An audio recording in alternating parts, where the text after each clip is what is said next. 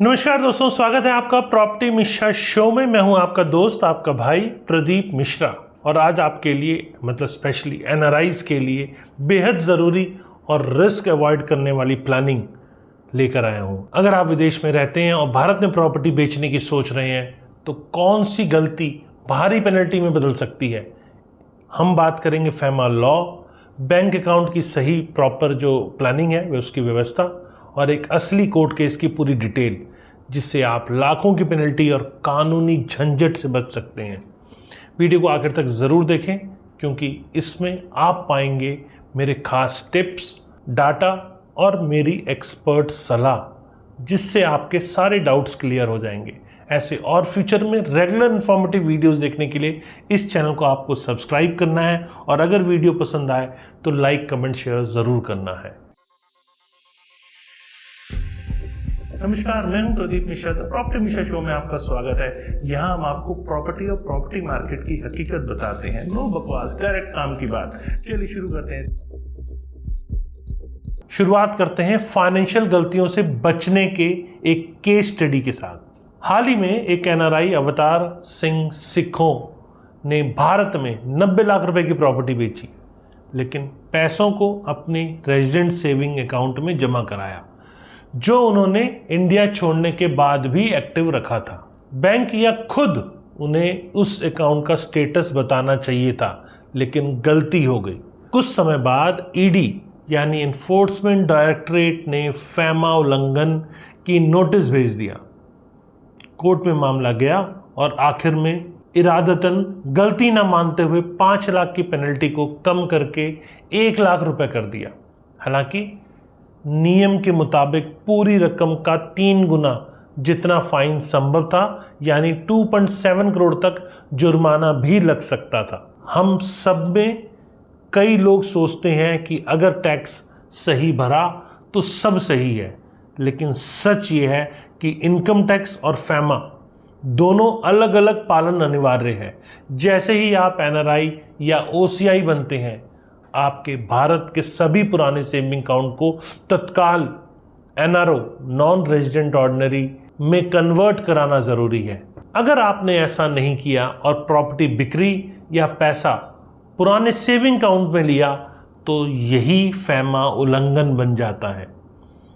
भारत सरकार और आरबीआई ने ये नियम खास तौर पर जो विदेशी नागरिकों और एनआरआईज के लिए कड़े किए हैं, ताकि देश का फॉरेन एक्सचेंज ट्रैक रहे और किसी तरह की गड़बड़ी, ब्लैक मनी या हवाला के थ्रू लेन देन ना हो। अब यहाँ कुछ मूल बातें हैं जो आपको याद रखनी चाहिए। जैसे ही आप एनआरआई बनते हैं, बैंक को तुरंत अपने स्टेटस की जानकारी ज़रूर दें और पुराने रेजिडेंट सेविंग अकाउंट को या तो बंद कराएं या एनआरओ में बदलवा लें। भारत में प्रॉपर्टी बेचते वक्त हर हाल में पूरा पेमेंट सिर्फ एनआरओ अकाउंट में लें। सिर्फ टैक्स भरना काफ़ी नहीं है, फैमा नियमों का इंडिपेंडेंट पालन करना भी इम्पॉर्टेंट है, आपको ज़रूर करना चाहिए। हमेशा किसी अच्छे चार्टर्ड अकाउंटेंट या बैंक एडवाइज़र से ज़रूर कंसल्ट करें और पूरी सच्चाई सिलसिलेवार तरीके से समझ लें और फिर उसे डिस्क्लोज भी करें। जिसकी भी सजेशन रूल्स के खिलाफ हो उससे ज़रूर दूरी बना के रखें। आइए अब थोड़ा डाटा और एनालिटिक्स जोड़ते हैं इसके अंदर।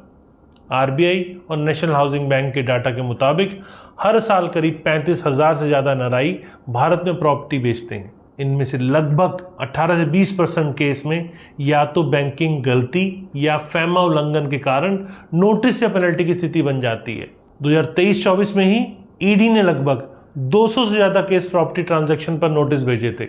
इनमें 4 में से 1 मामला पुराने सेविंग अकाउंट के जरिए ट्रांजैक्शन का था। आप डाटा पे फोकस कीजिए, 4 में से 1 मामला ऐसा था। क्यों बार बार ये गलती होती है? इसका मेन रीज़न ये है कि अवेयरनेस की कमी और ये मान लेना कि बैंक या एडवाइज़र संभाल लेंगे, लेकिन जैसा कि केस से साबित हुआ कि किसी भी गड़बड़ी की जिम्मेदारी आखिर में अकाउंट होल्डर यानी आपकी ही होती है। आप अगर ये बहाना देंगे कि मुझे कानून का नहीं पता था तो कोर्ट में आपको राहत नहीं मिलती है। अब बात करते हैं कुछ और इम्पोर्टेंट पॉइंट्स की जिसे आप बच सकते हैं। ट्रांजैक्शन कभी भी दूसरे एनआरआईज को प्राइवेटली या बाहर सेटल करने की कोशिश ना करें। सारा पेमेंट इंडिया में एनआरओ अकाउंट के माध्यम से ही करें। कैश, बॉन्ड्स या किसी भी अनऑफिशियल चैनल से प्रॉपर्टी की कीमत की लेन देन करना पूरी तरह से गैरकानूनी है। सभी लेन देन का सही डॉक्यूमेंटेशन और बैंक रिकॉर्ड ज़रूर रखें। किस्तों में पैसा लेना, घर के बदले प्रॉपर्टी एक्सचेंज, ये सब फैमा के तहत नियमों का उल्लंघन है। अब आखिर में सवाल आता है कि आखिर इसमें लॉ के पॉइंट ऑफ व्यू से कितना रिस्क है। फैमा के तहत अगर गलती जानबूझकर नहीं होती तो भी कस्टमर जिम्मेदार है और ईडी 3 गुना तक जुर्माना, बैंक अकाउंट फ्रीज, लंबी कानूनी प्रोसेसेस जैसे कि कार्रवाई कर सकती है। जिन मामलों में राशि विदेश नहीं भेजी गई, बॉन्ड्स में इन्वेस्ट हुई, वहां कोर्ट ने राहत जरूर दी है, लेकिन ये कोई ऑटोमेटिक ह्यूमन टच नहीं है। सभी केसेस में ऐसा नहीं होने वाला। प्रैक्टिकल सलाह है मेरी कि हमेशा प्रॉपर्टी बेचने से पहले आरबीआई और फैमा के लेटेस्ट गाइडलाइन पढ़ें या जानकार से डिस्कस जरूर करें। अगर कोई एडवाइजर या बैंक एजेंट कंफ्यूज करता है तो दूसरे एक्सपर्ट की राय जरूर ले लें।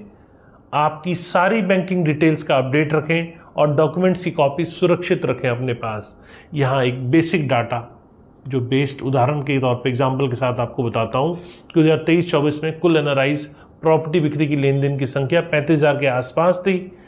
इनमें से करीब 7,000 से 7,500 ट्रांजैक्शन को नोटिस और स्पष्टीकरण या पेनल्टी के केस सामने आए हैं। पेनल्टी की औसत राशि जो है 1 से 2 लाख रुपए थी, जबकि सबसे बड़े मामले में 2.7 करोड़ जैसा जुर्माना पॉसिबल था। मेरे एनालिटिक्स ये कहते हैं सरकार की ओर से नियमों की लगातार सख्ती आ रही है क्योंकि रेगुलेटरी फॉलोअप और फॉरेन फंड्स की जानकारी बढ़ गई है। एनआरआईज को अपनी फाइनेंशियल प्लानिंग में सिर्फ इनकम टैक्स और बैंकिंग नहीं बल्कि फैमा और फॉरेन एक्सचेंज लॉ की पूरी समझ होनी चाहिए। दोहरी चेकिंग के बिना एक कदम भी नहीं उठाना चाहिए।